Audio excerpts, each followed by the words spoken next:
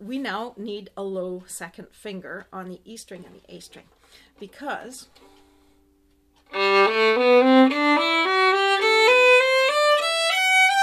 that's a G major scale, 2 octaves.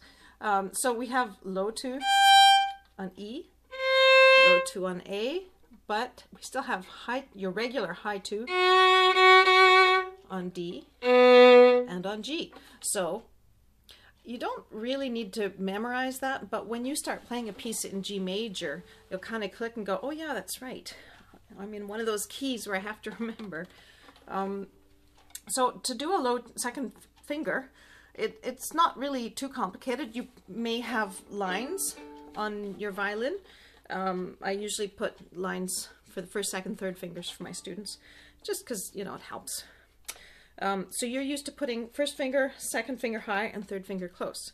Well, what we're going to do now, first finger in the same spot, second finger, you come in for a landing, really just kind of, it's like a ship coming into a lock, if you've ever seen that. You just glide along the edge and land. And now the third one kind of has to fly in by itself. It's a little further out. Okay, the important thing is don't make the mistake of arriving at your regular high 2 position and then sliding back, because your really, really intelligent brain is going to say, huh, that's how he or she wants me to do it. And it will be locked in for all time and create a lot of grief over the years. So take the time, slow down, and the time to know what you're doing is before you've done it. Tell your finger where to go.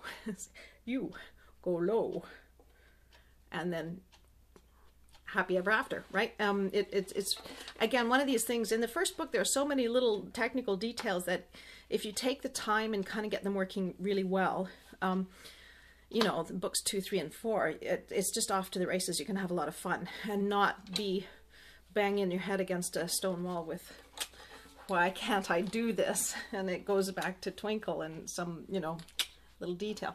Okay, so low 2, that's it. In Etude, I'm going to tell you what I think might be causing you some confusion.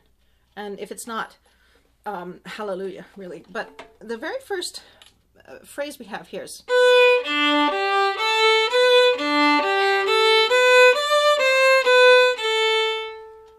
Okay, so the very first 4 notes were...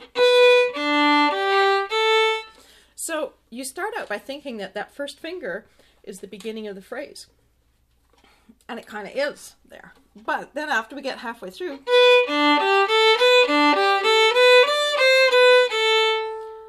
Well, for the second half of that line, oops, the first note is already gone because we stuck it on the end of the first half, right? Here. On the page, that's the first group of first note of a group of 4.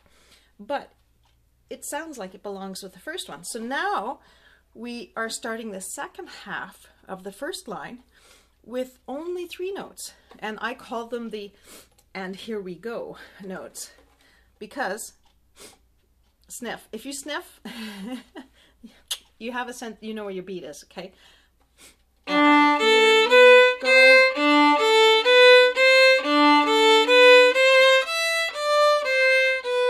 Again, that first note of the group of 4 got tacked on to the other group. So now we have 3 kind of orphans. And here we go. Okay, so I hope that made sense. I don't want to spend too much time on this because 10 minutes goes by in a real quick. Okay, so let's go back. Finger placement. I call this the 1 pattern and the 2 pattern. And I like to have students practice it with air fingering. The best way you can prepare this piece is listen to the recording 10 times in a row every day for 7 days or more. If you listen to it once or twice and you think, I've listened to it, I've done my, you know, I'm working hard there, listen to it 1.5 times. If you 1 or 2 times, it's not bad, but if you listen to it 5 or 10 times in a row, your knowledge of it changes significantly. So it might seem repetitive, and I know in this high-speed, efficient world, we don't do things more times than absolutely necessary. But try it and you'll see. You get to know it in a different way when you've listened to it that much. So now that you've listened to it, okay, now so stop the tape, go listen to it 10 times and come back. Now you have no problem humming through this with me. So one, okay, we're going to do ones and twos. One ba da da, one ba da da, one da da da da. And here we go. And here we two da da da, two da da da, two da da da da. And here we one da da da, one da da da, one da da da da. And here we two da da da, two da da da, two do do do do. I sure hope you're singing with me, because otherwise I'm going to look like an idiot. But did you see that? So it was the ones and then the twos, repeated the ones and the twos. Okay, now the middle bit is the ski slope stuff. This is where you get on a chairlift, you go up a mountain, you ski down it. You get on another chairlift and you go to a taller mountain and you go down that one. Then, you know, you're hanging out at the ski chalet doing your one pattern. You do it once, but you decide you're too cold and wet, you're going to get in the car and go home. So you have to go down the valley back to where the hotel is.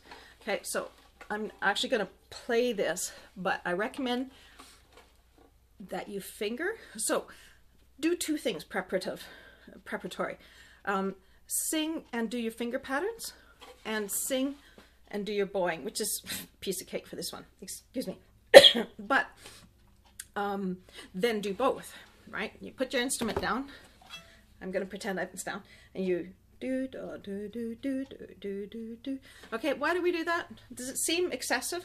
Well, because there's just a gazillion difficulties that come along with the actual instrument. Your position, you're going to get sidetracked by the quality of your sound. You know, did I have a clean bow change? And all of a sudden, you're not really thinking about your pattern anymore. So let's keep it simple. So here's the ski lift bit. That's the first ski chair. Too excited about this. The top of the first mountain is second finger, low second finger on E string.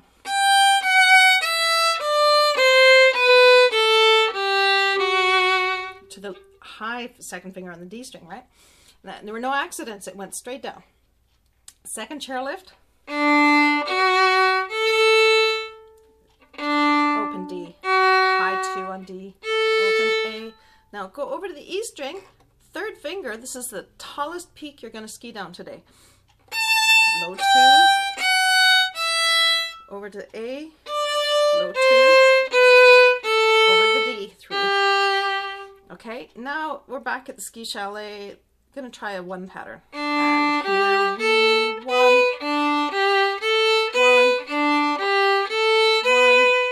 Oh, we're tired and wet, let's go home. So, third finger on A, high 2, high 2. Okay, I'm hitting the furniture. I didn't really do this with you playing wise at the beginning.